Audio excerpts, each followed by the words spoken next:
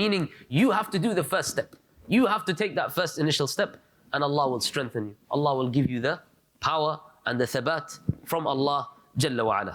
So here, they all turn into sujood to Allah and they declare their iman in Allah. And here now what happens, subhanallah, at this moment, Firaun is completely embarrassed, completely humiliated. If you thought the magicians were humiliated, imagine the humiliation of Firaun. All his people in front of him, his slaves, Banu Israel, who is enslaved completely, they are in front of him, and they see him today in complete weakness, in a state that he has never been exposed to before. Complete and utter humiliation.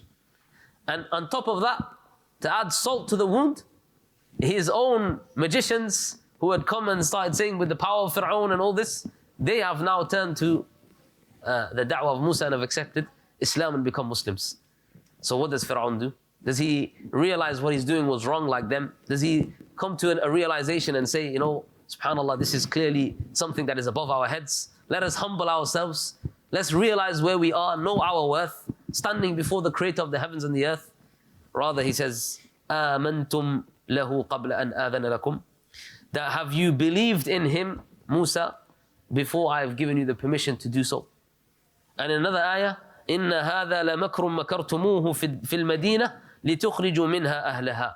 That this is just a plot that you guys have done. Firaun now has gone to the complete utter end.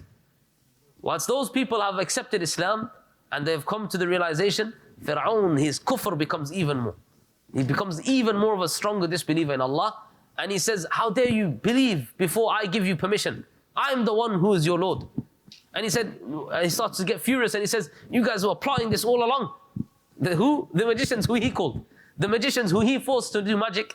He was saying that you guys plotted this all along. وَإِنَّهُ لَكَبِيرُكُمُ الَّذِي عَلَّمَكُمُ السِّحْرَ. Musa is your master who's been teaching you magic all this time.